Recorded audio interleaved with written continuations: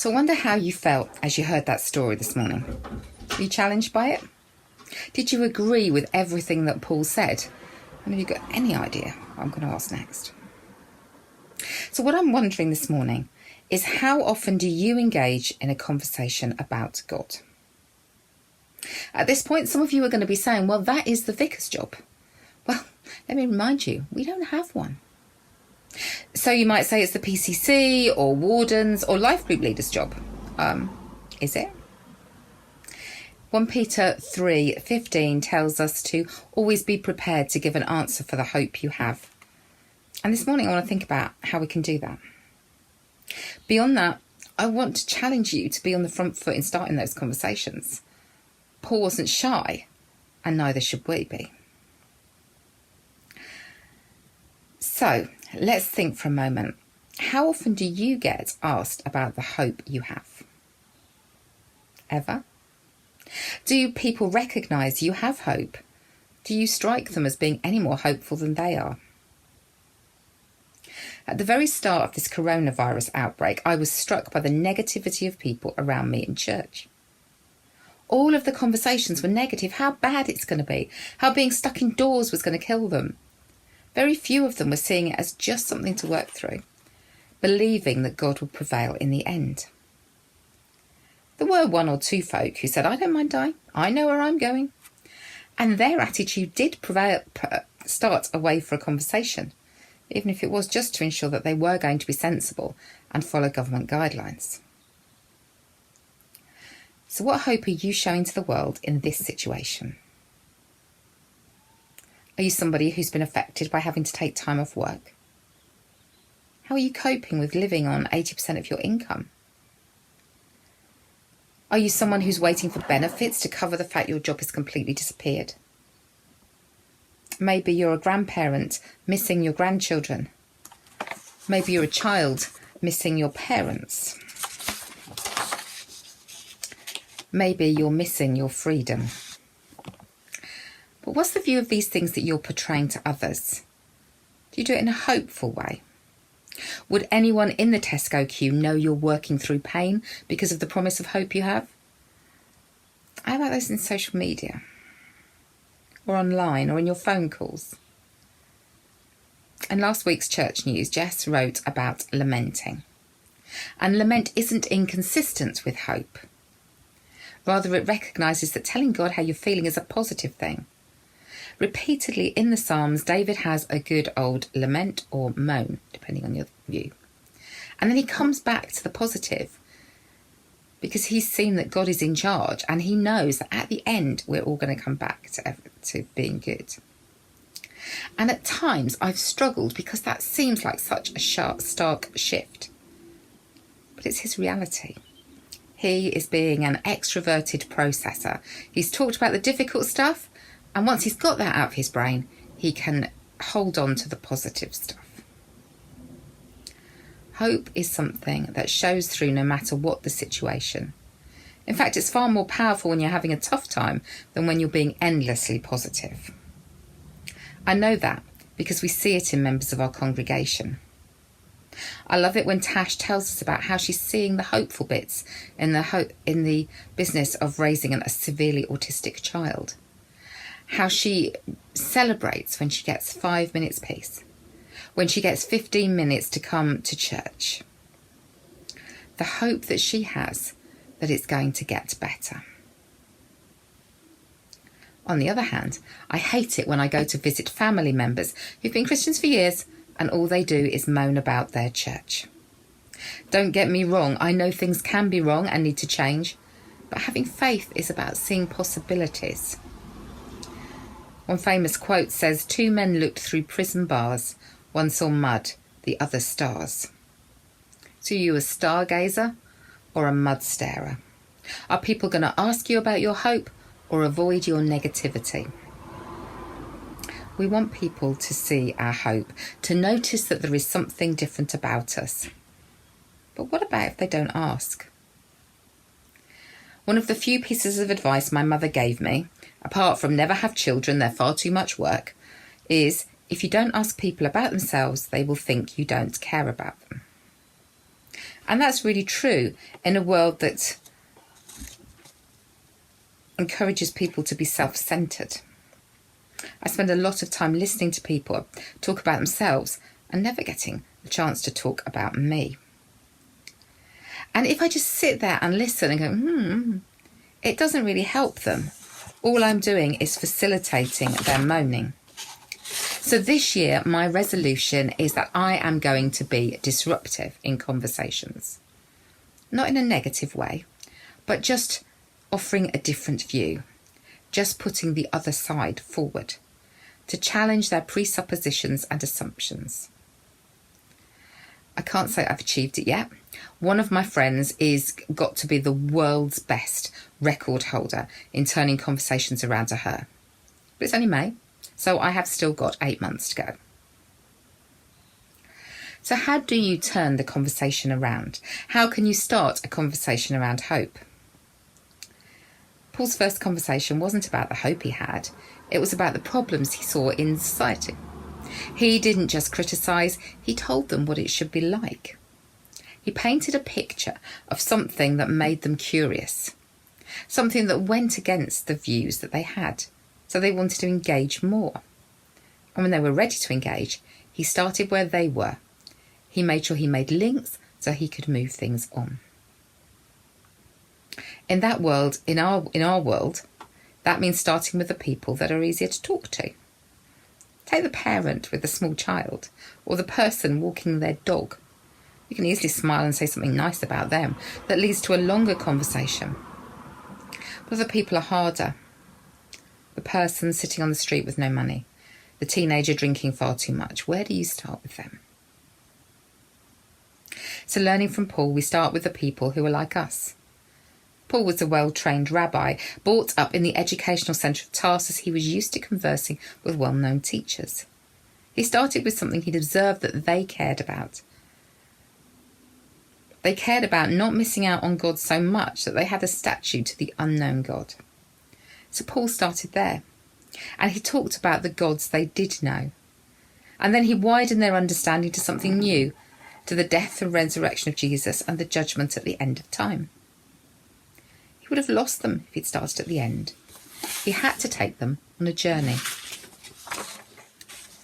There's a joke that's repeated in many different cultures, and the original is believed to be a tourist in Ireland asks one of the locals for directions to Dublin.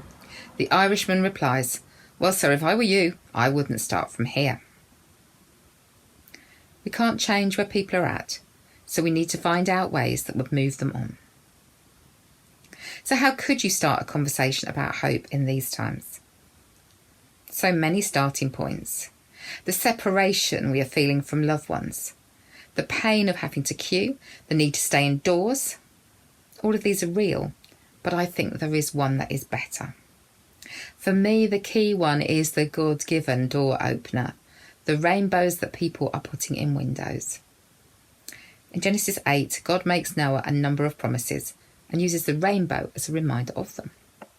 I love the fact that after years of rainbow colours being used to represent the LGBT community, the rainbow has finally been rediscovered as a symbol of hope.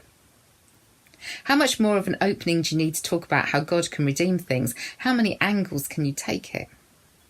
Did you, like me, forget how many promises God actually made to Noah? I thought it was just one, but actually there's lots more. So, to recap, first of all, we have to have hope that we want to offer to the world. Secondly, we have to have a conversation started that works where people are at. And thirdly, we have to know what we believe. Paul had been studying the scriptures and the law since he was a child. He would have learnt portions by heart. How good are we at knowing what we actually believe? I don't know about you, but the things I remember are the things that I learned either because they hit my emotions or because they came in a song. I know all about Zacchaeus, who climbed up into a sycamore tree. I know about Peter and John, who went to pray. I remember verses that meant a lot to me when I was having a difficult time, or those that were given to me as a specific promise. And these things are all great starters for helping us talk about God and our faith. but they're not always comprehensive. A few years ago, I ran a training course for leaders where we used the Bible as a key document for learning. One of the participants, whose parents were Christians, complained that other participants were introducing Bible verses and stories that she didn't know. She wanted me to stop them so she didn't feel left out, and was very disappointed because I actually challenged her instead to improve her knowledge. Her question was, how do they know so much when they're so much younger than me? I said to her, well, what daily Bible reading are you doing? She looked as if I'd asked her what she would give a visiting Martian for tea. I explained that they knew so much because they studied their Bibles every day. They listened to sermons, not just listened to sermons on Sunday.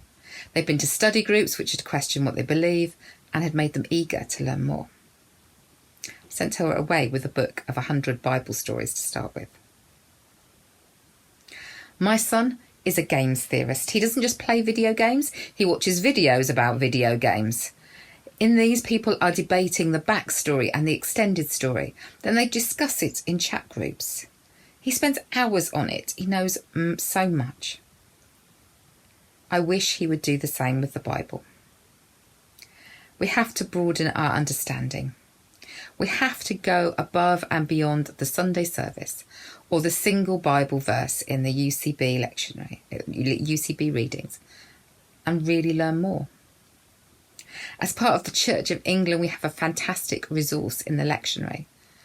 And today, 5 Bible readings, just for this service, all linked together into what I'm saying.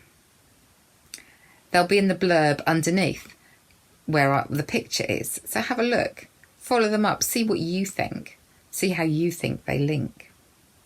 And you can do this every single day so that your knowledge is increased. After you've read it, the key thing, of course, is remembering it. So find out how you're going to do that. How are you going to remember the things that have struck you? The things that you want to use in the future?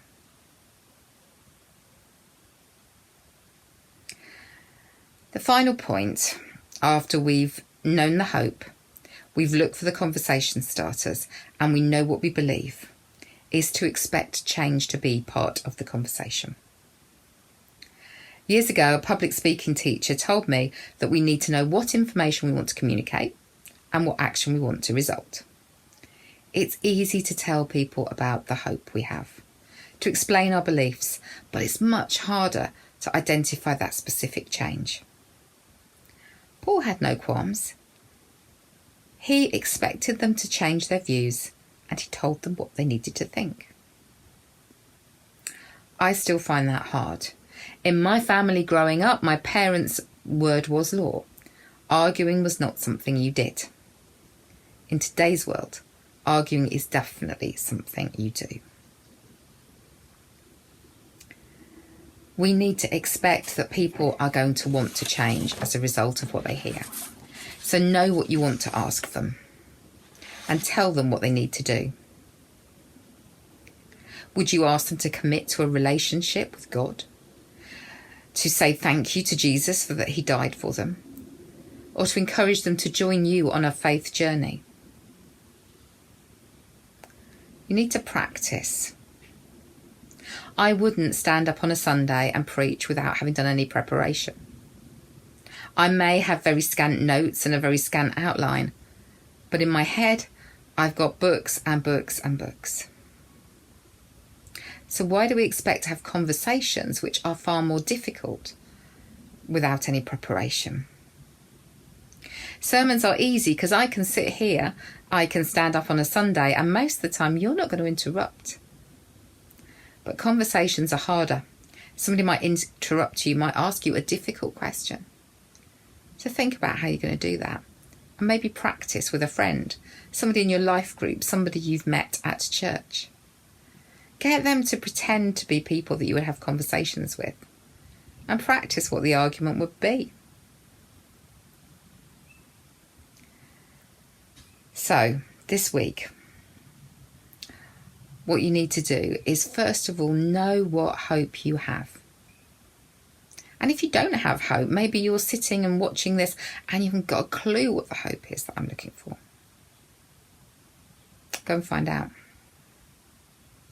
What is the hope we have?